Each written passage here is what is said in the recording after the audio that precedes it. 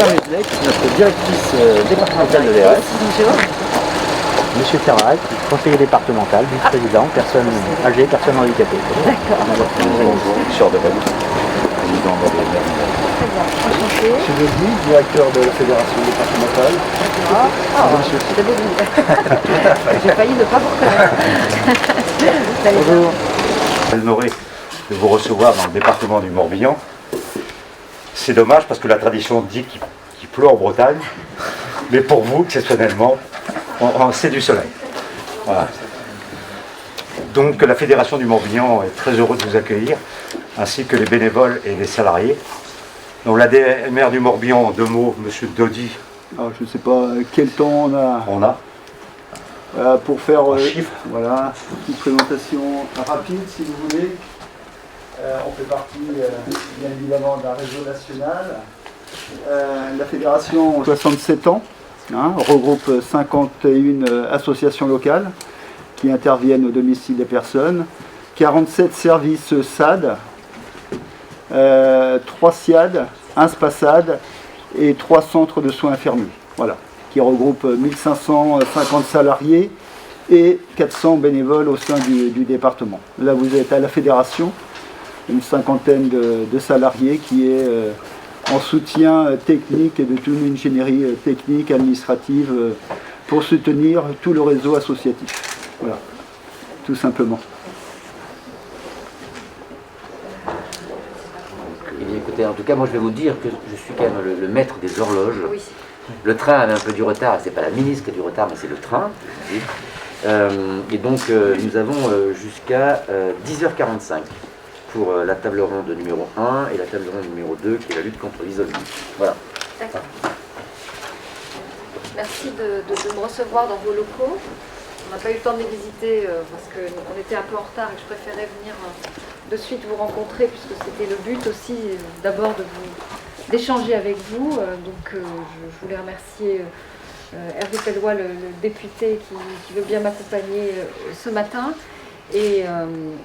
Et puis vous dire que je suis parfaitement consciente du travail que vous effectuez, mais j'ai envie de vous entendre en parler vous-même, parce que je pense que c'est beaucoup plus intéressant de vous entendre en parler vous-même de vos métiers. Je pense aussi qu'on avait besoin à la fois de parler autrement de vos métiers surtout, de revaloriser bien sûr ces métiers, d'offrir l'image qu'ils méritent d'avoir. Et cette crise sanitaire au moins aura permis, je ne sais pas ce que c'est que ça, nous sommes sur écoute. Cette image, en tout cas cette crise sanitaire aura eu pour effet quand même que nous puissions parler enfin du rôle déterminant que vous aviez, et notamment parfois parce que vous étiez les seules interlocutrices. Alors, excusez-moi d'utiliser le féminin, mais à 90%, ce sont des femmes qui occupent ces métiers, voire plus. Et bien sûr qu'on en parle très souvent au féminin, et c'est une obligation pour nous. Mais je voulais vous dire aussi que je sais quels efforts vous avez réalisés pendant cette première vague, notamment, où vous étiez parfois les seuls à aller rencontrer les personnes à leur domicile parce qu'elles ne voyaient plus d'autres personnes que vous. Quel rôle social vous avez, qui est énorme par rapport à l'isolement aussi souvent de ces personnes, et on en parlera dans la deuxième table ronde. Moi, ce que je voulais vous entendre dire aussi, c'est ce que vous attendez de tout ça, de cet enseignement qu'on a eu après la première crise. Vous l'avez vu, vous le savez peut-être, nous travaillons sur la revalorisation de vos salaires, sur les conditions de vie ensuite qu'on essaiera d'améliorer, mais je sais qu'ici à la DMR, et notamment dans le Morbihan, et je travaille très souvent avec Thierry Daboville, que je remercie d'être à nos côtés ce matin, je sais qu'il y a eu énormément de choses de faites en votre direction, et c'est pourquoi je suis là. Je ne suis pas venue par hasard, évidemment, dans le Morbihan et auprès de vous, c'est parce que justement vous allez dans le sens de ce qu'on essaie de faire, dans l'amélioration de ce secteur du domicile, qui est le secteur d'avenir pour le grand âge, pour l'autonomie. Je préfère parler d'autonomie que de dépendance, parce que c'est déterminant. Les gens veulent rester chez eux, veulent rester à leur domicile, quel que soit le domicile. Et nous allons travailler en ce sens définitivement, parce que c'est en ce sens qu'il faut aller. Et ça passe par vos métiers et ça passe par votre action déterminante. Voilà, donc moi je suis là surtout pour vous écouter, donc je ne sais pas si vous aviez prévu un ordre dans le tour de table ou si c'est spontané, je ne sais pas. Sinon je désigne, hein, tant pis. Il n'y a pas véritablement... D'accord. Bonjour à tous, il n'y a pas véritablement d'ordre du jour. Juste avant de donner la parole aux intervenants, moi je voulais mettre surtout l'accent sur le recrutement, où c'est un métier qui est évidemment sous tension, qui est peu valorisé. Là, heureusement, on voit qu'il y a des choses qui bougent, et tant mieux, on s'en félicite. Simplement, par rapport aux difficultés qu'on a de recrutement, malgré toutes les choses qu'on arrive à mettre en place, on organise des job dating, on a beaucoup de partenariats, notamment, je pense à Pôle emploi. Malgré cela, on n'arrive pas à promouvoir ce métier, et en tout cas à le valoriser suffisamment pour intégrer et intéresser les métiers à venir, les personnes à venir faire ce métier. On organise au sein de la DMR, les salariés sont sensibilisés à ça, on fait de la cooptation pour essayer de capter des candidatures. Aujourd'hui, on a également, en plus des avantages sociaux, et notamment au niveau du bien-être au sein de la DMR, on met en place pas mal de choses, notamment les véhicules de service qui sont arrivés. On a une flotte là qui est arrivée et dont les bénéficiaires les salariés vont pouvoir bénéficier de ces véhicules-là. On a, nous, de grosses difficultés de recrutement. On est évidemment confronté à la détresse aussi des bénéficiaires, puisqu'on ne peut pas répondre favorablement à leurs attentes. Donc nous, évidemment, par rapport à ça, on met également en difficulté les salariés qui vont sur le terrain, qui sont surchargés. Par effet ricochet, on a également les secrétaires en association qui sont là aussi pour faire le planning et qui n'arrivent pas à gérer, faire l'interface entre les clients, les salariés et nous-mêmes. Donc c'est un super métier, on essaye de le valoriser et de capter des gens, parce que, à mon sens, c'est un métier également qui est porteur de valeurs. Et puis on espère, en tout cas les gens que l'on intègre, on espère qu'ils partagent ces valeurs-là. Néanmoins, j'avoue qu'on baisse un petit peu les bras aujourd'hui, parce que on est confronté à ces difficultés de recrutement, et les personnes que l'on a en entretien nous disent moi je cherche du sens dans ma vie, je cherche un métier valorisant, mais je ne peux pas en vivre. Je peux pas en vivre parce que c'est peu reconnu, quoi. Donc juste pour compléter, Madame Delay est au cœur de ces problématiques-là, parce qu'elle accompagne les associations qui sont dans le recrutement. Donc effectivement, elle est entre l'association et la fédération pour soutenir le rôle des associations qui recrutent pour pouvoir honorer les prestations dont on se doit par délégation du conseil départemental dans le cadre de l'APA, la PCH et tous les plans d'accompagnement.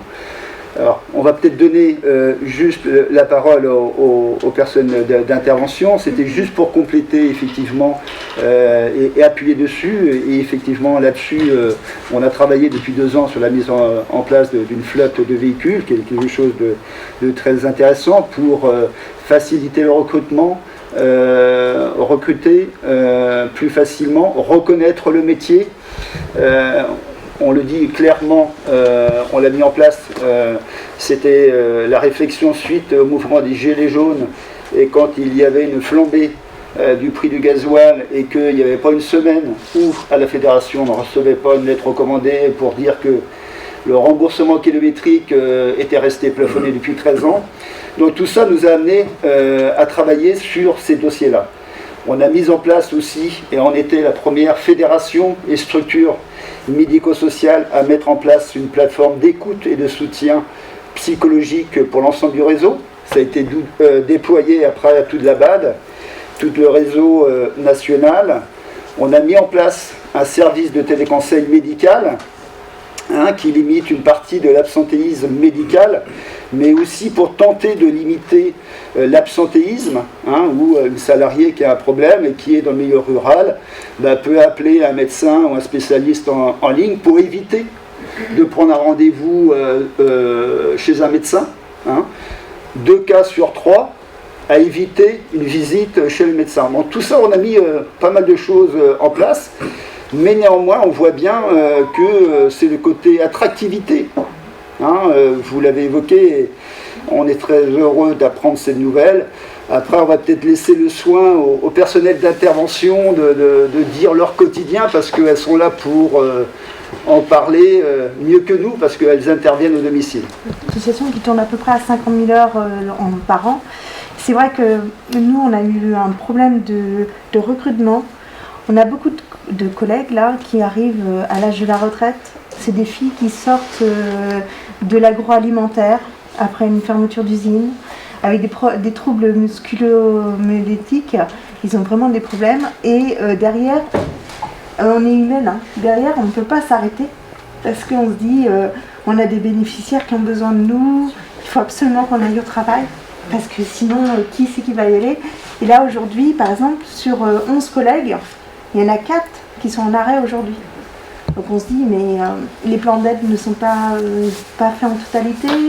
On a des morcellement avec les plans d'aide à part. Donc c'est matin, midi, 4 heures et soir, parce qu'on est en GIR 1 beaucoup. On fait des fins de vie. Et là encore, manque de reconnaissance. Oh, tu fais ça? C'est quoi ton métier? Mais ils ont une autre image un petit peu vieillotte de notre métier. Rester au stade de l'aide ménagère. Oui, la bonne qui fait le ménage, alors que on fait des fins de vie à domicile, on accompagne les gens jusqu'au bout, mais comme on dit pour le slogan, pour tous, partout, toute la vie, on fait aussi la garde d'enfants. On emmène les enfants à l'école, et ça, on fait la garde d'enfants le mercredi, on les emmène au centre aéré, on fait plein de choses. Et on fait aussi on va pas se le cacher, du ménage, parce qu'il faut bien qu'on vive, que les associations vivent à côté pour vivre. Donc on a vraiment un public très très large, et c'est vrai que tant qu'on n'aura pas le recrutement, ça va être compliqué. Confinement, que ce soit monsieur le directeur et toute l'équipe ici, Antholument autour de moi, et je peux vous dire qu'on a passé des journées ensemble, et ça a créé des liens, et tous ces salariés, ils sont là depuis le début, ils n'ont jamais lâché. Et c'est vrai qu'ils se sont mis au quotidien face à ces personnes isolées, parce que les enfants ne venaient pas les voir, il y avait des tas de choses, et je pense qu'ils ont fait un boulot formidable. Et là, je vous en remercie. On n'a jamais autant travaillé. Ouais.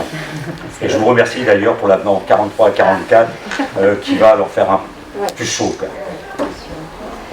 Ce que vous venez de dire est important, parce que vous dites qu'il y a énormément de conscience professionnelle dans tout ça. C'est-à-dire qu'on est dans l'humain, hein. On ne travaille pas, ce ne sont pas des machines qu'on a devant soi, ce sont des personnes âgées ou des personnes en difficulté, mais ce sont des personnes avant tout, et vous aussi. Et donc le lien, il est d'abord là. Et donc c'est vrai qu'on se sentirait presque en situation d'abandon de la personne si on n'allait pas finalement au-devant d'elle, et même les arrêts sont considérés presque et culpabilisants. Oui, on le sait parce que ça nous est revenu beaucoup. Donc tout ça est tellement important à entendre, parce que c'est pas un métier comme les autres, et c'est pour ça qu'il est important de les valoriser aujourd'hui, d'en parler. On fera une grosse campagne promotionnelle de ces métiers, parce que justement on veut montrer l'image extrêmement positive que vous devez renvoyer une fois pour toutes dans la société, parce que c'est diffus. Les familles, elles, savent bien quel rôle vous avez. Oui. Quoique. Pas trop. Pas toutes. Mais justement, il faut leur expliquer, notamment que vous n'êtes pas à considérer comme quelqu'un qui arrive, qui rend un service et qui s'en va. C'est bien plus que ça. Et que moi, je parle plus de prendre soin. C'est beaucoup plus large que de dire telle personne, elle est aide-soignante, l'autre, elle est auxiliaire de vie, l'autre. Je pense que c'est surtout un parcours entier, une personne avant tout, et qu'on vient prendre soin d'elle à travers plein de services différents. Mais c'est ça votre métier. C'est parcours de soins. C'est un parcours de soins. Donc voilà pourquoi il faut absolument en parler différemment, quitte à changer les acronymes et les appellations, on verra, mais il faut vraiment qu'on travaille là-dessus pour qu'on change cette image, définitivement. Juste pour compléter, pour venir cette période qui a été très compliquée pour tout le monde, on ne va pas revenir dessus, mais comme il y a eu pas mal d'absentéisme, on a sollicité plus celles qui sont restées sur le pont. Donc après un an et demi, il y a une usure professionnelle. La dépendance, c'est lourd, physiquement, psychologiquement. Et des salariés dans plusieurs de nos associations n'ont pas lâché prise. Elles ont toujours répondu présent, au-delà de l'aspect contractuel. Et je pense que là, il y a un travail à faire aussi, je dirais, entre les ministères, parce que heureusement qu'elles ont été là pour répondre présent et continuer à accompagner, venir voir les personnes dépendantes, parce qu'elles n'auraient pas été là. Certaines personnes âgées n'auraient pas vu, pendant cette période qui était très compliquée, une visite. Voilà. Et de nombreux salariés ont répondu présent, donc on voit bien une usure s'installe. Voilà. Donc c'est là qu'il nous faut travailler pour redorer le métier, capter, travailler sur l'attractivité, et l'aspect salarial en est véritablement un point important. Revoir avec les écoles peut-être, parce que moi je me rappelle il y a quelques années on avait beaucoup de stagiaires qui aimaient plus les bébés et les enfants que les personnes âgées et tout ça. Et c'est vrai que là on n'en voit plus. Bon, ok, il y a le Covid, mais je crois qu'il a le dos large. Il y a quand même des stages en faisant le protocole sanitaire, il n'y a pas de souci. Mais on ne les voit plus, tous ces jeunes qui sortent de l'école, qui venaient voir, qui se rendaient compte que... Ça fait partie des pistes qu'on travaille, parce que là, vous avez eu un problème, on a eu une urgence en ressources humaines pour tous les établissements et le domicile. Et on a lancé cette plateforme au mois d'octobre avec Pôle emploi, avec les ARS, avec les préfets. On a mis tout le monde un peu autour de la table en disant tous les vecteurs qu'on peut utiliser pour venir en aide en termes de ressources humaines dans les structures, quelles qu'elles soient, on le fait. C'est-à-dire qu'on fait tomber les barrières pour l'apprentissage, pour telle formation, pour les contrats courts, pour des services civiques que je déploie aussi maintenant sur les EHPAD, mais aussi sur le domicile. Voilà tout ce qu'on peut mettre sur la table, qui existe dans les dispositifs, mais qui n'était pas destiné d'abord à venir en aide à vos structures en priorité. Donc maintenant, on fait en sorte que oui, ça soit dedans, que ces dispositifs, que finalement, si on a réussi à les assouplir, faisons en sorte que ça demeure, puisque ça fonctionne. Donc on est en train justement, dans ce plan métier qu'on est en train de mettre en place, de faire en sorte que ça demeure, et que ça s'installe, et que l'on puisse travailler de manière beaucoup plus souple entre les systèmes, de permettre à des gens qui sont en insertion sociale de venir sur vos métiers, de personnes qui sont parfois, vous avez parlé de plans sociaux, parfois dans des entreprises, et bien de faire en sorte, nous avons été voir un dispositif qui se met en place cette semaine notamment, qui permet justement à des personnes de se réorienter et si possible vers ces métiers, parce que c'est là où on en a besoin. Vous voyez, tous les vecteurs, on essaie de les utiliser, partant de ce constat-là, partant de la situation dans laquelle on est tous, pour aller dans votre sens et pour faire en sorte que ce soit... Et parce que je ne cesse de militer pour ça, ce sont les métiers d'avenir. Parce que les gens veulent rester chez eux et qu'on doit travailler dans ce sens-là avec les métiers d'abord. S'il n'y a pas les métiers autour, quels qu'ils soient d'ailleurs, et la cohorte de toutes les choses qu'il faut mettre aussi en place autour, il faut qu'on travaille sur les aidants, il faut qu'on travaille... C'est tout ça qu'on doit faire pour qu'on entoure la personne et qu'on fasse en sorte que le système fonctionne, mais fonctionne bien en termes de qualité. Ça va nécessiter aussi que certains se remettent en question. Voilà, il y a des secteurs où ça va moins bien que d'autres, qui fonctionnent moins bien que d'autres. Il faudra qu'ils se remettent en question. On sait le dire sur les établissements, il faut savoir le dire sur toutes les structures, qu'elles travaillent mieux ensemble, que ça s'articule pour que ça se fasse dans l'intérêt de la personne. Donc voilà, moi je vais vous entendre avant parce que sinon on ne va pas vous entendre. La DMR au mois de septembre 2019. Donc pendant le premier confinement, on a travaillé mais on a tourné parce qu'on ne pouvait pas tout travailler vu qu'on faisait que les repas et les courses. Mais c'est vrai que quand on a repris chez des clients chez qui on faisait le ménage, ça les a soulagés de nous revoir. On en a perdu quelques-uns aussi, malheureusement. Quand il y a eu le deuxième confinement, on a beaucoup de clients qui ont stressé. Est-ce qu'on allait faire comme le premier ou pas? Donc ça les a rassurés qu'on garde toutes les interventions. Moi qui suis en bus, je fais quand même, j'arrive à me débrouiller. Pareil, mes collègues qui sont au secrétariat, je les vois galérer avec les arrêts et tout. Il y a des fois, elles appellent parce qu'on a un trou, savoir si on peut y aller. Donc on essaie de s'arranger pour avancer des interventions, pour avoir le temps, faire le trajet. Là, je vois, j'ai des collègues qui vont être embêtés, par exemple, pour aller à l'île d'Ar, ou des collègues qui sont comme moi en bus, parce qu'il y a un bus sur 2 en heure creuse. Et en heure pleine, il passe normalement. Et pareil pour les bateaux, pour aller à l'île d'Ar, il y en a 3 dans la journée, 3-4. Donc là, il faut qu'on s'organise, mais c'est vrai que... Vous intervenez sur les îles aussi? Non, pas moi, d'autres Pas vous. collègues. Moi, je D'accord. reste sur Vannes. Et voilà. Et c'est vrai qu'avec mes clients, j'ai tissé un lien. Et du coup, quand je ne suis pas disponible, que je pars en vacances ou que voilà, je les préviens. J'essaye d'avoir quelqu'un pour me remplacer parce que je sais qu'ils ont soit personne qui peut venir, soit parce que le temps que j'interviens 1 fois par semaine ou 2 fois par semaine, il y a des fois, il n'y a pas forcément quelqu'un qui puisse venir aussi. Et on a beaucoup de collègues qui ont été recrutés mais qui ne sont pas restés longtemps, c'est ça le problème aussi. Et c'est vrai que c'est très compliqué. Hein. On fait des grosses journées pour celles qui travaillent et on rentre, on est fatigué, mais on reprend le boulot avec le sourire dès 8h le matin.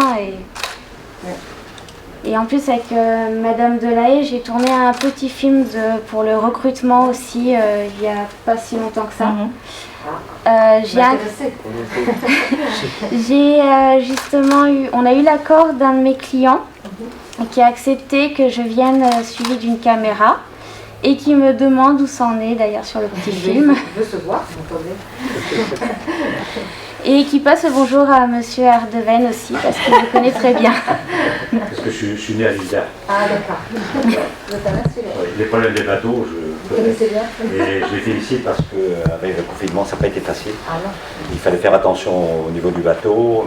Mais à l'île d'Ar, vous savez, quand il n'y a plus de bateau, qu'il n'y a plus rien, ils sont isolés, c'est un caillou au milieu de la mer. Ah oui, oui. Et dans cette île, les personnes âgées, ils m'ont dit, il m'appelle Jeannot, il me dit il faut à tout prix que tu nous trouves une solution. Ah oui, donc je trouve cette solution, mais c'est vrai que tous les salariés qui prennent le bateau le matin et qui essayent d'avoir un autre bateau le soir pour rentrer et de joindre tous ces gens, parce que personne ne peut aller sur l'île, évidemment, y compris les enfants, et ils veulent tous rester à domicile et mourir chez eux. On a le problème de l'insularité, effectivement, on intervient sur plusieurs îles du Morbihan. Voilà. Et je passe la balle parce qu'on a un service TISF, technicienne d'intervention sociale et familiale, et nous sommes déjà intervenus sur Belle-Île, en convention, etc. Et je vais peut-être donner la parole à Monica qui peut dire un mot aussi de son quotidien. On est dans la casquette, je dirais, famille, à l'enfance, mais juste pour vous montrer la panel des services que le réseau regroupe, que vous connaissez très bien, mais elle peut dire en 2 mots de son quotidien et difficultés plus spécifiquement par rapport aux familles fragilisées. Exactement, alors je viens compléter un petit peu le tableau des métiers au domicile. Sans TISF, le tableau n'est pas complet. Donc effectivement, les techniciens d'intervention sociale et familiale sont en place depuis un certain nombre d'années. On a pris le relais d'un métier qui existait déjà sur le terrain, les travailleuses familiales qui aujourd'hui sont les techniciens d'intervention sociale et familiale.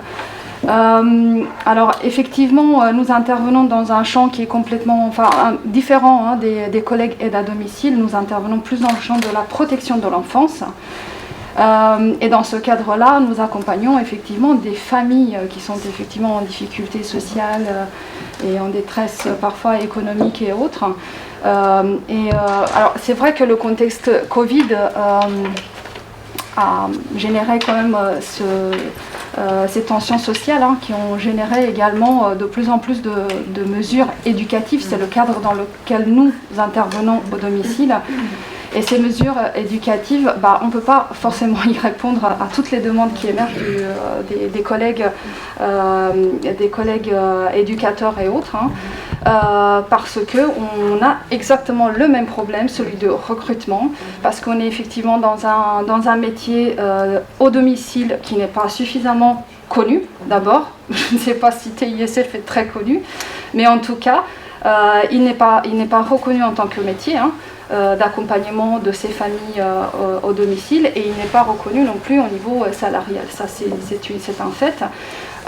Au-delà, et malgré tout ce que l'association ADMR met en place, voilà, on a ces freins-là.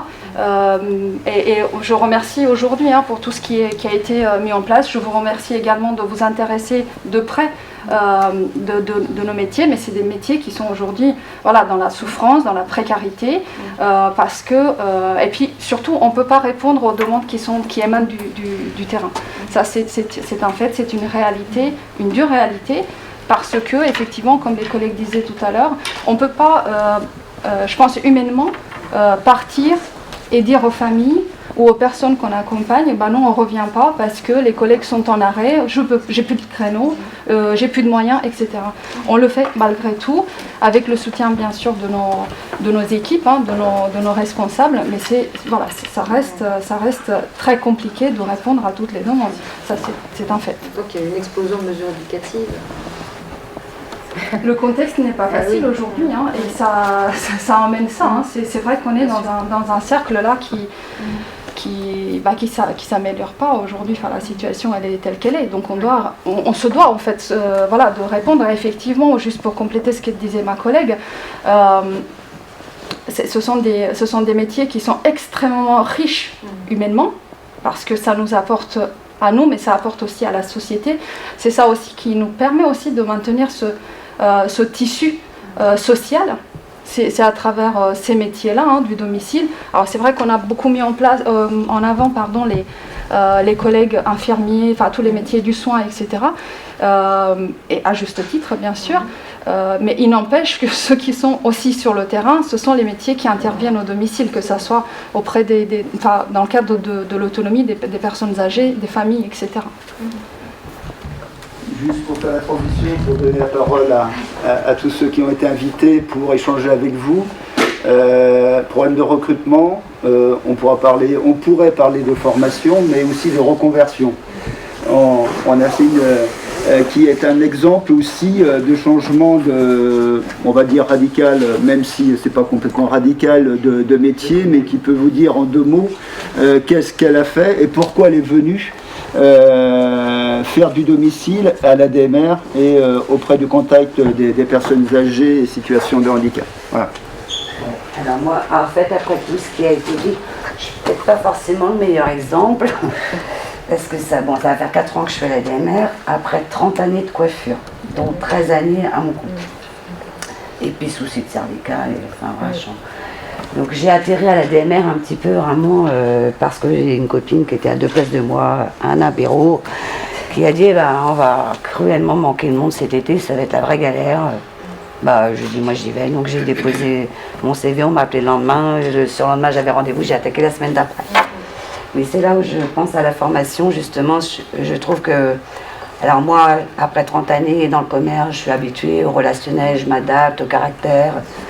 Mais c'est vrai qu'une jeune qui débarque là, sans formation, sans me dit tiens tu vas faire ça, ça, ça. Moi j'ai accepté de faire des choses que j'avais pas du tout 30 ans de coiffure. Moi j'ai tenu que des peignes et des ciseaux. C'est vrai qu'aller faire la toilette de quelqu'un, la première fois c'est pas forcément évident. Et moi je me suis adaptée, vu peut-être l'âge et puis l'expérience. Mais je me dis une jeune de 23, 24 ans, qui débarque chez quelqu'un comme ça, on lui dit ouais, tu vas aller faire la toilette, c'est peut-être pas évident quoi. Je pense que peut-être au démarrage j'aurais peut-être besoin d'un accompagnement peut-être un peu plus long. Moi j'ai eu une semaine de stage, mais j'ai vu que une toute petite partie. Ceci dit, moi ce que je trouve de très positif, c'est qu'on fait un travail où c'est hyper varié, je rencontre plein de gens. Je retourne même chez des gens que j'ai coiffés pendant 20 ans, qui vont débarquer. C'est un métier quand même très riche. Et voilà, moi je vais continuer sur cette voie-là parce que c'est quelque chose qui me plaît beaucoup. Et que j'aurais pas cru il y a 10 ans. Je me disais il y a 10 ans, non, moi je ne ferais pas ce genre de choses. Parce que je pense aussi, j'avais cet a priori du ménage et je pense qu'il faut mettre beaucoup plus en avant ce qu'on fait Parce que moi, du ménage, j'en fais pas à longueur de journée, sinon j'aurais arrêté il y a longtemps. Pour montrer la polyvalence de vos métiers Voilà, et, ouais. et surtout ce que ça vous amène à vous aussi. Oui. Parce que voilà, il faut pas.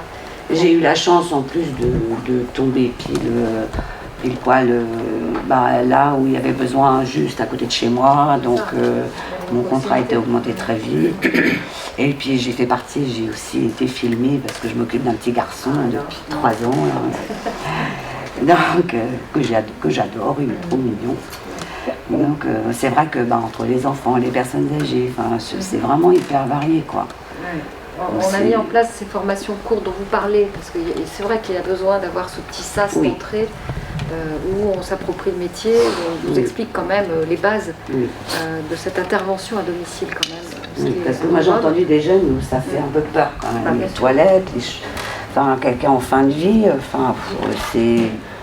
Voilà, les appareils. Quand on est jeune, ça peut être difficile à vivre. Alors dites-vous bien que c'est un peu ça dans toute la filière, qu'elle soit du domicile jusqu'au médecin, c'est pareil pour tout le monde, c'est-à-dire qu'il n'y a pas suffisamment dans nos formations cette approche à la fois du grand âge et puis oui, de la fin de vie aussi. Et ça, c'est embêtant parce que beaucoup ont été assez traumatisés pendant la crise ou se sont retrouvés avec des situations qu'ils n'auraient pas eu à gérer et qu'ils ont eu à gérer. Parce que oui, ça fait partie des choses qui peuvent arriver. Et donc oui, il faut une meilleure préparation à ça. Parce que ça fait partie aussi de vos métiers, malheureusement. Et donc, je crois que ça doit être appréhendé aussi de manière très, très simple. Après, la DMR nous propose un large catalogue de formations. Je fais partie de la commission formation et c'est vrai qu'avec Madame Blanc qui s'occupe des formations, je l'ai fait moi, la deuil et fin de vie. Voilà. Et franchement, l'interlocuteur en face nous a remis à notre place en disant qu'on était essentiel, qu'on avait une reconnaissance. Et c'est vrai que les petites clés, les petites ficelles qu'il nous a données, en fait, il nous a rassurés. J'ai fait une fin de vie il n'y a pas longtemps. Et c'est vrai qu'il y a des choses qui me sont revenues en mémoire. Et c'est vrai que c'est agréable parce que tu sens vraiment ta place de professionnel. Et le besoin qu'on a pour celui-là. Ce qu'on peut juste, pour terminer sur le volet formation, on s'aperçoit que dans les centres de formation, sur 10, il y en a au bas mot 8 qui partent en établissement. Voilà. Donc c'est tout ce module-là qu'il nous faut retravailler avec la région, les centres de formation, pour que le domicile soit davantage valorisé. Parce qu'effectivement, il y a le côté, on va dire, mais il y en a certaines qui reviennent au domicile, mais le côté salaire, voilà, mais quand vous avez 10 candidats qui sont formés DEAS et 80% vont en établissement, effectivement, il n'y en a plus beaucoup pour le domicile. Mais si le souhait des personnes de la politique action sociale, c'est de favoriser le domicile, il faut mettre l'accent dessus pour flécher plus fortement et orienter vers le domicile. Autrement, elles tourneront tout le temps le dos. Et là, vous avez en face des personnes, il y a une plus jeune, mais qui ont déjà plusieurs années d'expérience, et faire venir des nouvelles diplômées au domicile, voilà, c'est compliqué. C'est pour ça que je veux travailler sur toutes les notions d'intergénération, parce que l'intergénérationnel, c'est aussi ce qu'on a fait avec les 10 000 services civiques qui au départ devaient être que sur les établissements, et on a réussi à changer la donne pour que ça puisse être aussi au service d'une structure à domicile, je vous le dis, parce que ça peut vous intéresser d'avoir, d'accord, c'est une mission, 6 mois plus 6 mois, vous pouvez la renouveler, mais ce sont des jeunes qui sont en demande de se rendre utiles, et je trouve que c'est intéressant, payés en plus, qui peuvent être intéressés, et du coup créer un peu d'appétit pour ces métiers-là. Donc moi je pense que c'est très important qu'on utilise tout ce qu'on est en train d'essayer de faire pour que des jeunes soient attirés aussi vers ces métiers, aient envie d'aller vers les formations ensuite. Même des jobs étudiants qu'on est en train de lancer, parce que vous savez, avec la crise, les étudiants ne trouvent plus de petits boulots. Et or, vous êtes des secteurs qui recrutent, donc moi je vous invite vraiment, parce que ce sont des immersions tout de suite dans le domaine que vous gérez, et qui vous offrent la possibilité peut-être de leur créer l'envie, ou de leur faire découvrir en tout cas ce métier. Donc moi je crois qu'il n'y a rien d'interdit en ce moment, justement, parce qu'on essaie de faire en sorte que les plus jeunes soient intéressés, et puis aussi Moi, je crois fortement aux immersions aussi de temps en temps. Ça peut être des étudiants, mais ça peut être aussi même des élèves au niveau lycée, collège, qui, vous savez, ils ont une journée d'immersion ou une semaine parfois. Il faut sensibiliser au fait de venir dans vos structures faire cette immersion. Il n'y a rien de plus instructif pour eux que de voir ça. Et on voit tellement de belles expériences dans des lycées, ou même des lycées où des élèves à difficulté se retrouvent à se faire la lecture ou des devoirs par des personnes plus âgées. Je trouve ça très intéressant, tous ces liens-là. Et donc moi je crois fortement à ça, aujourd'hui notamment, parce qu'il y a ce besoin de se rendre service.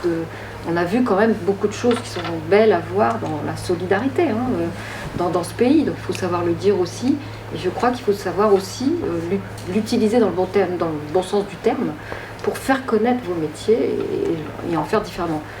Nous, on s'emploie à faire en sorte que ces métiers soient plus valorisés d'une manière salariale, et puis tout ce qu'on pourra apporter, même si la DMR nous a un peu devancé sur les véhicules, etc., on va essayer de le faire en sorte que ce soit un peu pareil sur tous les territoires. Nous, ça c'est notre partie et c'est notre boulot. Mais après, il faut aussi toute la sensibilisation, elle vient aussi du terrain, de ce qu'on sait mener comme action pour valoriser son propre métier, quoi. Donc voilà ce qu'on doit faire ensemble finalement pour réussir à gagner ce pari qui est un pari d'avenir proche, parce que c'est un secteur, il faut le rappeler, qui est porteur d'emploi. Vous le voyez, en quelques temps vous avez trouvé votre emploi, votre voie.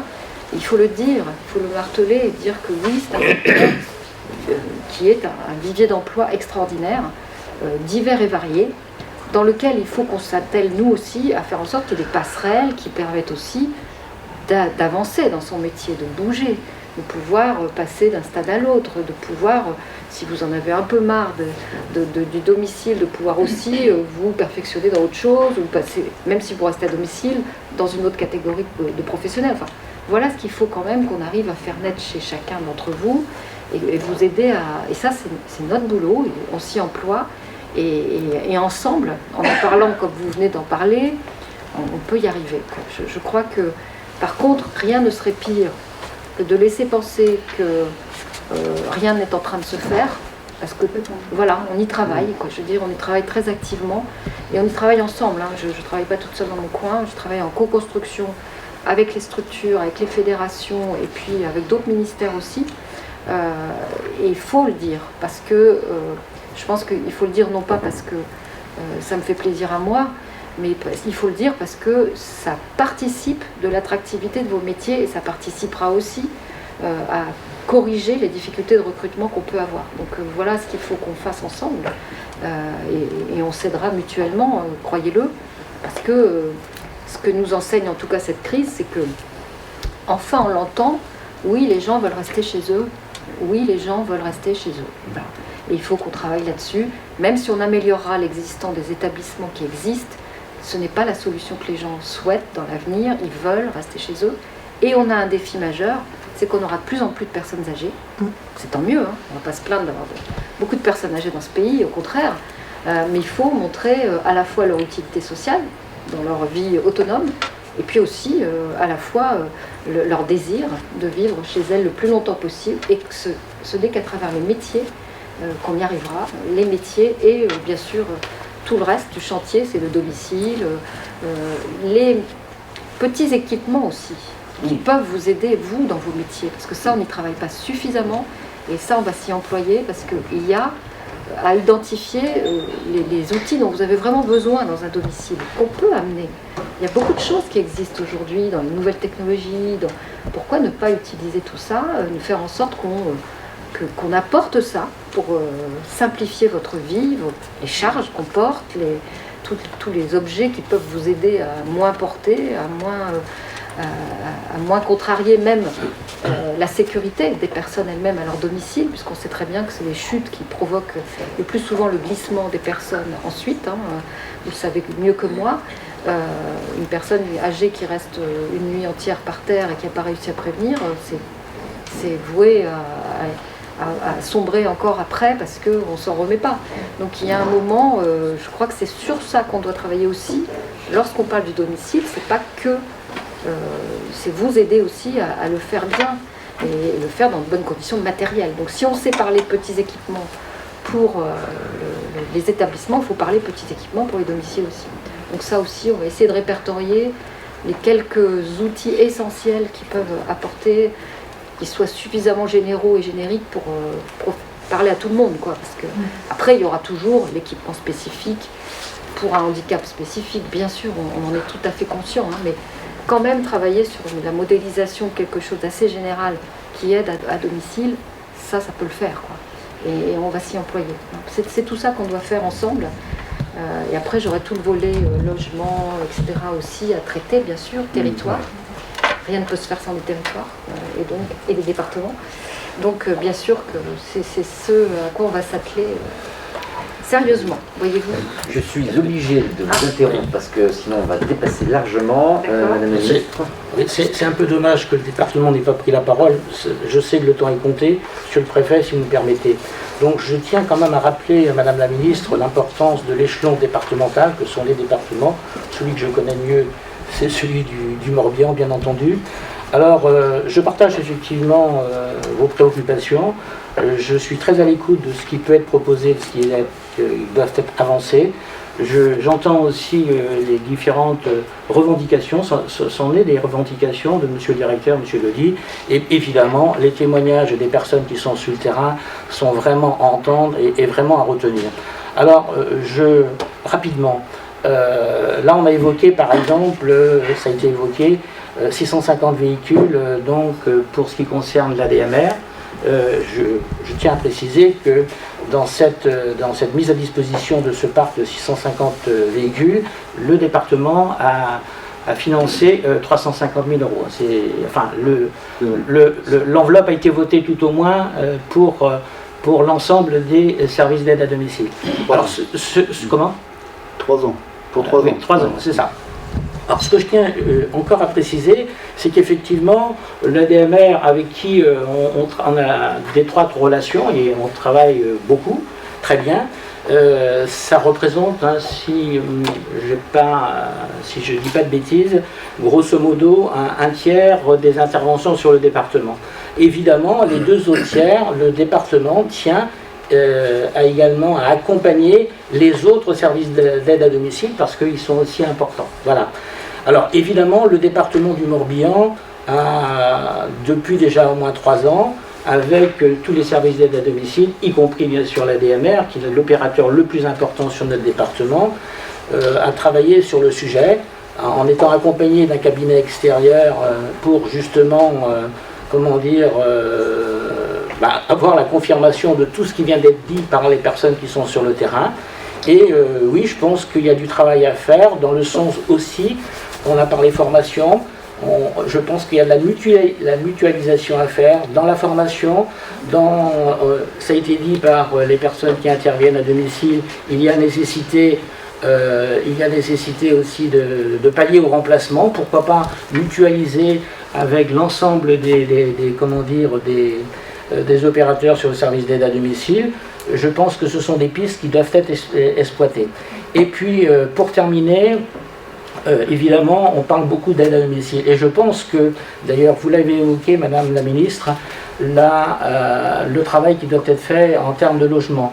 Et je sais qu'actuellement, la CNSA travaille, et je pense que ça va aboutir très prochainement sur l'habitat inclusif. Je tiens à dire que le département du Morbihan, au travers, je ne vais pas les développer évidemment, au travers des domiciles partagés au nombre de 50, ce qui correspond à peu près à c'est bien du domicile, vous intervenez également sur les domiciles groupés accompagnés plutôt ciblés pour les personnes handicapées en situation de handicap plutôt léger.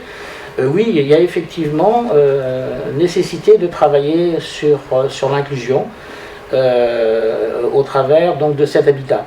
Et puis évidemment, alors je vous poserai la question, mais je pense que le temps est consommé, donc vous n'allez pas pouvoir répondre. Arriver à un moment sur le nombre de personnes que vous suivez, que vous accompagnez merveilleusement à domicile, y a-t-il pas un moment où effectivement, c'est une question, mais à plusieurs reprises on a eu l'occasion de l'évoquer, arriver à un moment, est-ce que le maintien à domicile n'a pas ses limites? Alors une fois que j'ai évoqué ça, automatiquement je poserai la question par rapport aux capacitaires des établissements d'hébergement, parce que ne les oublions pas, ils sont absolument nécessaires dans la filière. Et puis, que ce soit pour les personnes âgées ou les personnes handicapées, et je terminerai en disant, je pense que bravo pour toutes les personnes qui interviennent au niveau du domicile, pour le travail qui est fait, mais le maintien à domicile a ses limites. C'est comme au niveau des personnes handicapées, surtout les enfants, mais aussi les adultes, l'inclusion au travers de l'habitat qui est à travailler. Je pense aussi que l'inclusion a également ses limites. Donc n'oublions pas ce volet également place, et n'oublions pas ce volet accompagnement dans l'habitat inclusif. Et dernier point, qui va être un point très positif, parce que je ne vais pas reprendre tout ce qui a été dit au niveau des difficultés de recrutement, et j'espère bien qu'on est dans une phase où on a conscience des difficultés. On a aussi certainement, à partir du moment où nous travaillons tous ensemble, des possibilités de trouver les clés pour pouvoir améliorer les conditions et puis améliorer ici l'attractivité et puis le souhait des personnes de venir travailler à domicile. Je ferai simplement une allusion et j'en aurai terminé. Rappelons-nous, ça fait une dizaine, voire une vingtaine d'années. Le travail manuel était complètement délaissé. Et bien aujourd'hui, quand on voit les écoles d'apprentissage et les organismes qui assurent l'apprentissage des jeunes, et ben c'est en train de rebondir considérablement. Donc je pense que autant dans ces métiers manuels, il y a eu on a été dans le creux de la vague, mais aujourd'hui les choses s'améliorent, et je pense que dans le cadre des métiers d'aide à domicile, on va, j'espère, connaître le même rebond. Merci beaucoup. Merci. Des salariés, des bénévoles. Et on doit rendre le rapport là, d'ici 15 jours. Mais une des choses essentielles qui est ressortie dans ce rapport, c'est que, et on a considéré que d'autres interventions étaient non essentielles. En fait, elles sont aussi essentielles. Et donc d'avoir sur le premier confinement stoppé un certain nombre d'interventions était sans doute une erreur. Parce que cette question d'isolement, et on va sûrement en parler là, la visite du déplacement est quelque chose d'essentiel pour les personnes. Voilà. Pour me permettre juste un petit mot, d'abord merci d'avoir accepté de prendre du temps avec moi, et désolé de vous laisser attendre.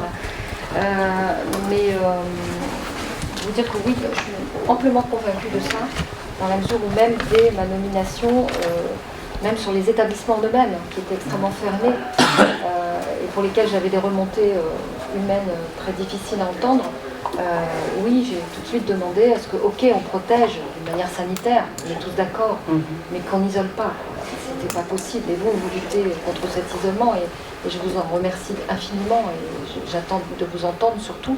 Moi, ce que je voulais vous dire, c'est que j'avais commencé par ça, parce qu'en disant, ok, on a eu une belle protection sanitaire, mais pour autant, moi, je veux que des gens qui me disent, laissez-nous tranquilles, laissez-moi revoir ma famille, laissez-moi les appréhender plus facilement, avec en plus, parfois, des pathologies qui ne peuvent pas faire autrement que d'avoir un peu de toucher, avec des personnes complètement sourdes, avec lesquelles il faut hurler dans un hall, c'est insupportable.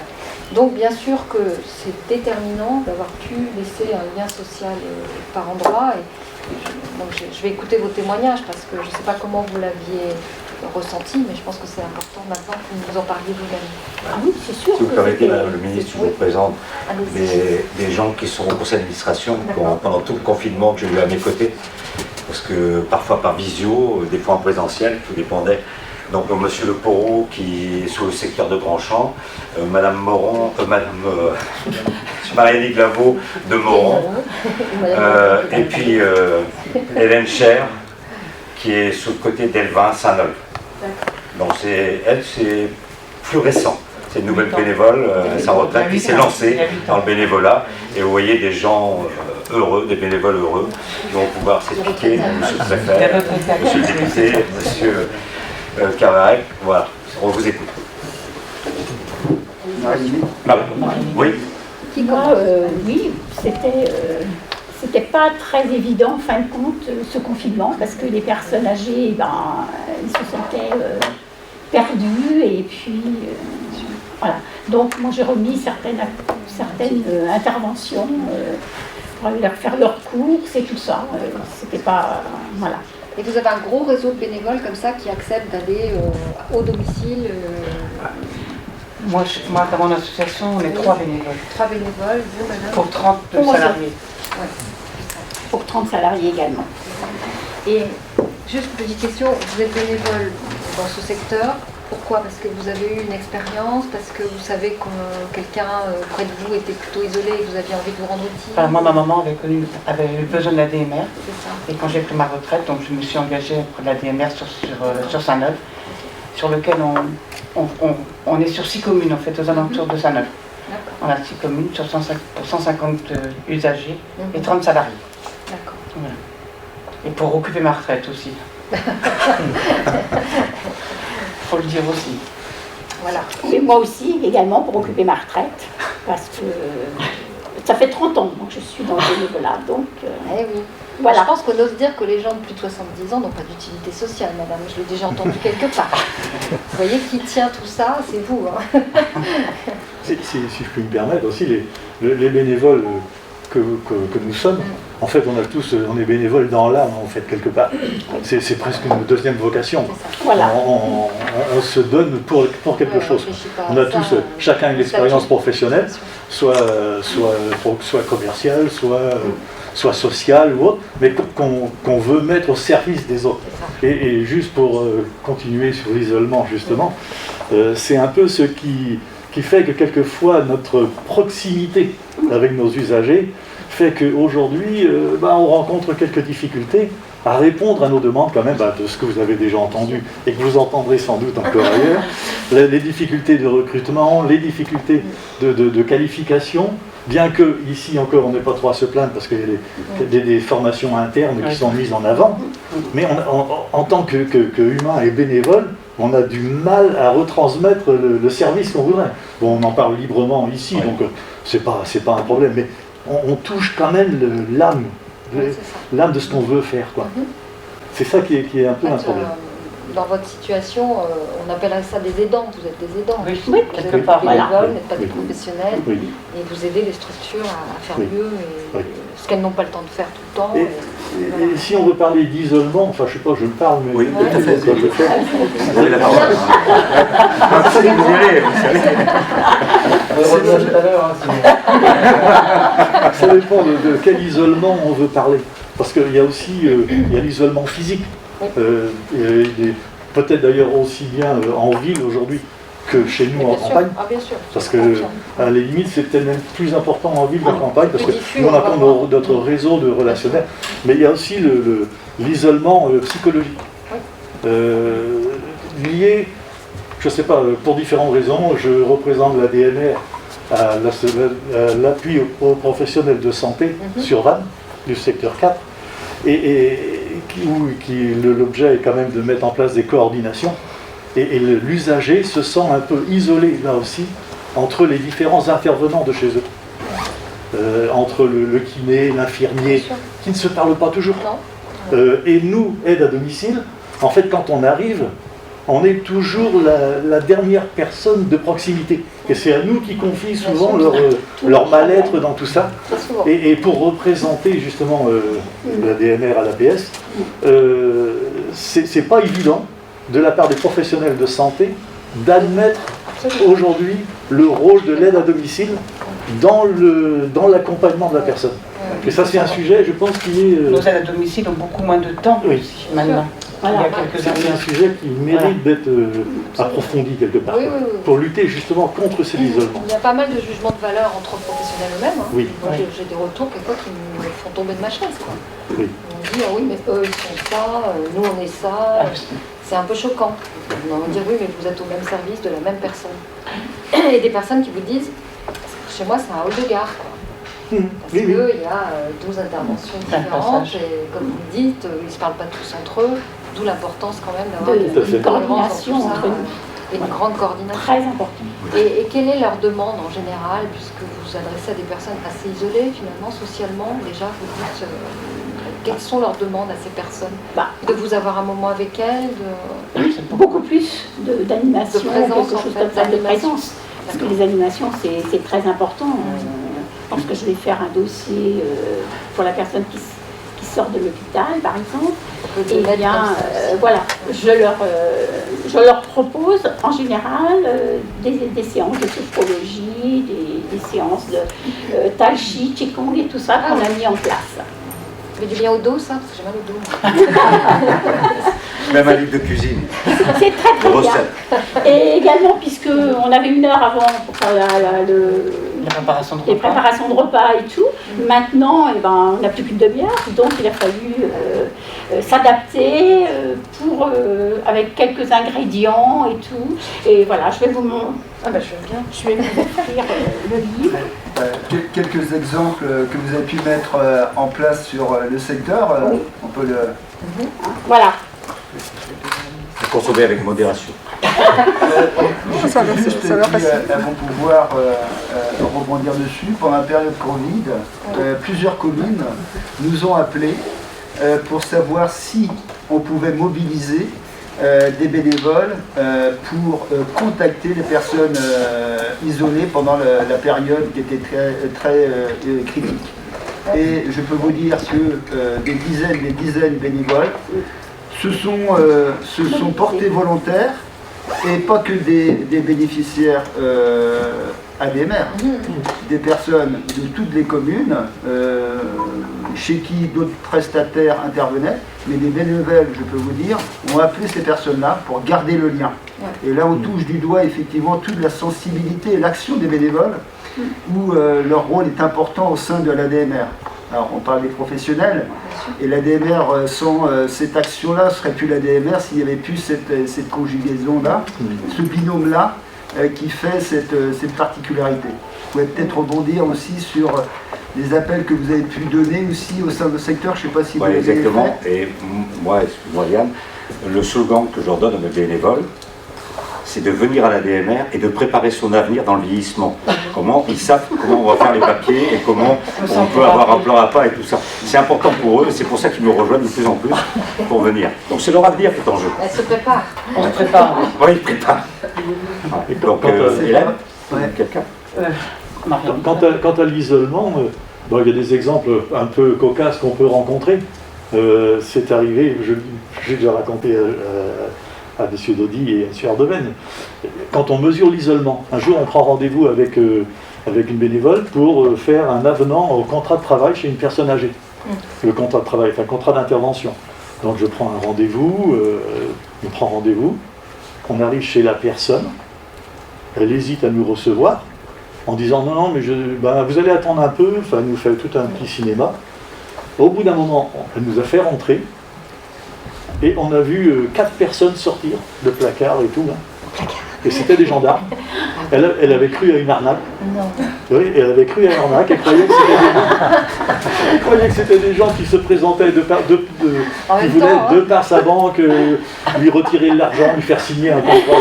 Alors 4 gendarmes qui étaient là, obligés de présenter nos cartes professionnelles, les papiers d'identité, comme quoi être bénévole chez nous, ça entraîne aussi des situations de ce genre, mais qui veut dire qu'il faut aussi qu'on soit malgré tout professionnel dans nos interventions pour justifier nos démarches et tout ce qui va autour, quoi.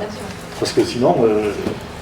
Moi, ce que je voulais vous dire, c'est qu'on a monté au niveau national un comité national stratégique de lutte contre l'isolement, de tout ce qu'on peut mettre sur la table pour lutter contre l'isolement. Je voudrais remercier Thierry Daboville qui... je voulais vous le dire, demande à ce que les réseaux bénévoles soient justement intégrés dans cette réflexion, dans ce comité national stratégique. Ça sera fait parce que c'est très important d'avoir le retour, surtout des bénévoles qui interviennent auprès des personnes isolées, et que cette action elle a été déterminante au moment où on avait besoin, tout comme au moment de la canicule aussi, il a fallu aussi recourir. Et c'est pourquoi on avait fait avec Jacqueline Gouraud, ma collègue, appel à toutes les associations d'élus qui existent, sous toutes les formes, pour leur demander à nous faire remonter évidemment toutes les pratiques tout ce qu'on pouvait mettre en place, leur donner des idées aussi de mise en place, d'appels téléphoniques, de contacts dans des villages ou ailleurs, ou même dans des zones très urbaines où les gens sont très isolés, pour repérer les personnes qui ne se font pas connaître. Et on a le même problème aujourd'hui sur la vaccination. Vous avez des personnes isolées qui n'utilisent pas les moyens qu'elles peuvent utiliser pour faire parce qu'elles, par méconnaissance ou parce qu'elles n'osent pas ou qu'elles ne se considèrent pas encore appelées, même si on aura des plateformes qui vont appeler ces personnes. Pour autant, on peut louper, et j'ai pas envie que quelqu'un passe à travers les mailles du filet. Et je pense que vous allez être aussi on est déjà période. On participe également, puisque là... Moi, en dehors de la DMR, sur ma commune, le CCAS avait créé des bénévoles pour aller voir les personnes qui étaient seules, bien avant le confinement et tout ça. Et moi, j'ai fait ça pendant 6 ans aussi, en plus. On allait voir les personnes qui étaient isolées une fois par mois, parler avec elles et tout.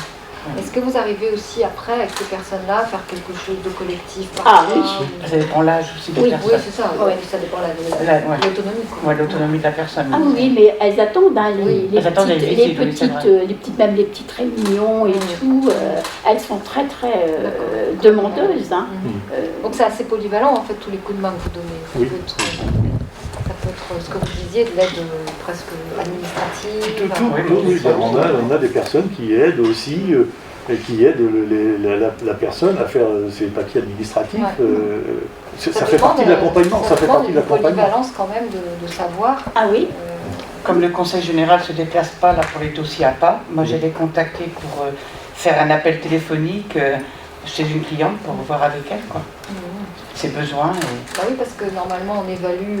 sur place, oui. Mais comme en ce moment avec le Covid il ne se déplace pas, j'ai été faire mercredi après-midi, je suis allée faire un appel téléphonique avec une... Ah oui. Vous savez, je vais me permettre de prendre la parole, c'est que le président de la République a souhaité qu'il y ait des maisons de France Service déployées dans chacun des cantons. Oui, tout à fait. Ça se passe très très bien dans le département et donc elles sont évidemment à votre disposition. Moi je veux saluer l'engouement des élus de tous bords, de tout niveau, interco, département, communes, ainsi que tous les services publics, notamment la DDFI, qui met des agents qui ne sont pas des virtuels, juste un appel téléphonique, in situ dans chacune des maisons France Service sur rendez-vous pour justement vous apporter ce service-là. Donc n'hésitez pas à les non, mais moi j'ai pas de problème de coordination, on travaille ensemble. À Grandchamp, on a l'avantage d'être dans une maison qu'ils ont nommée la Maison des Solidarités. C'est une ancienne maison de retraite que le maire a fait désaffecter, garder une partie du bâtiment, et dans ces services-là sont tous les services sociaux de la commune. Et alors, c'est-à-dire, nous, on a un bureau, une autre association, pour ne pas la nommer trop, c'est Ampère, il n'y a rien à cacher. Il y a le CCAS et tout ce qui est service, l'APS vient tenir une permanence aussi, différents services. Et c'est vrai que c'est une complémentarité, vraiment, et c'est l'image même de l'aide à domicile. Si je puis me permettre sur l'isolement, dont vous parlez de mettre un comité stratégique ou autre, à un moment il faudrait peut-être faire attention aussi à ce que le mot isolement ne soit pas trop vulgarisé. Parce qu'au bout d'un moment, tout le monde va essayer, si ça marche, tout le monde va essayer de se l'approprier, avec des diversifications qui ne seront pas toujours, qui risquent de ne pas être toujours dans le sens dans lequel on veut bien l'entendre. Et c'est peut-être là-dessus, avoir des personnes qui en font partie, mais qui maîtrisent vraiment le sujet, parce qu'on a vu, on peut partir en dérapage. La notion, elle est quand même assez précise. L'isolement, c'est en général quelqu'un qui n'a pas du tout de relation sociale sur tant de journées. On considère que c'est une personne qui est déjà... Et c'est pas forcément d'ailleurs, ça démarre pas forcément dans le grand âge, ça démarre parfois à 60 ans, 65 ans. Et vous avez des gens qui sont, que l'on considère isolés, à peu près on estime ça à 300 000 personnes, à peu près actuellement. Ça peut paraître peu dans un pays, mais c'est déjà beaucoup trop. Et voilà, et souvent on a vu et l'isolement social, il est très variable, effectivement, c'est pas forcément une question d'isolement géographique. Comme vous le disiez, c'est quelquefois un isolement tout à fait personnel, et c'est là il faut capter assez vite. Il faut aller les chercher, il faut aller les chercher, il faut les repérer, parce que les gens, peut y avoir des gens qui, au contraire, essaient de revendiquer, mais il y a des gens qui revendiquent absolument pas d'être isolés socialement parce qu'ils n'aiment pas trop le dire. Et puis, de même que les gens ne se considèrent pas toujours aidants. Alors, il faut toujours insister quand même. Oui, Parce qu'autrement, les personnes, ils sont pas habitués à sortir, elles ne veulent pas, donc, mais après, elles sont super contentes et on voit, et puis elles attendent la visite après. Elles attendent même après les manifestations, les petits trucs qu'on fait, les petites guinguettes, les petites choses comme ça. C'est d'ailleurs un peu ce qui peut nous gêner dans notre position de bénévole, et je vous disais tout à l'heure, de contact, c'est qu'au travers de tout ça, alors je fais un appel tout court, mais est-ce que l'accompagnement pur, c'est-à-dire les visites et autres, peuvent à un moment ou à un autre être prises en charge dans les interventions de nos salariés, parce qu'on pourrait imaginer dans le temps des visites de courtoisie, mais prises dans nos prestations pures par les salariés, quoi. Les bénévoles, au bout d'un moment, auront peut-être une limite. Est-ce que cet accompagnement-là fait partie de nos tâches un jour ou l'autre?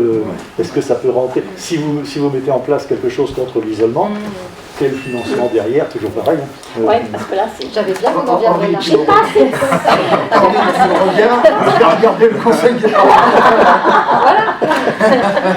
Pour éviter que vous preniez le bec sur ces sujets-là, c'est futile pour votre visite, vous poursuiviez votre visite auprès de quelqu'un, en accompagnement justement de la DMR. Et donc voilà, c'est un peu le trait d'union entre la première table ronde, la seconde. C'est une cliente de mon association que vous allez voir.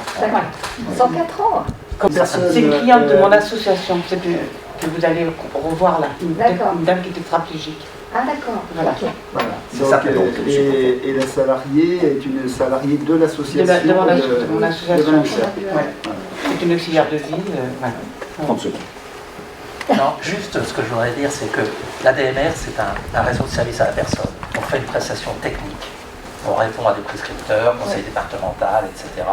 Mais on a aussi un mouvement. Et un mouvement où le lien social, la relation, etc. est au cœur de ça, avec notamment les bénévoles. Et l'ADMR, sa spécificité, ce qu'on essaye de porter, c'est un vrai challenge, c'est que l'un vient enrichir l'autre et que l'un va avec l'autre. Et le jour où il n'y a plus d'articulation, c'est pour ça qu'on ne fait pas le même métier que d'autres, d'une certaine façon. Parce qu'on apporte une place d'abord à la personne au cœur et au centre, quelle que soit la personne qui est accompagnée, mais aussi le salarié,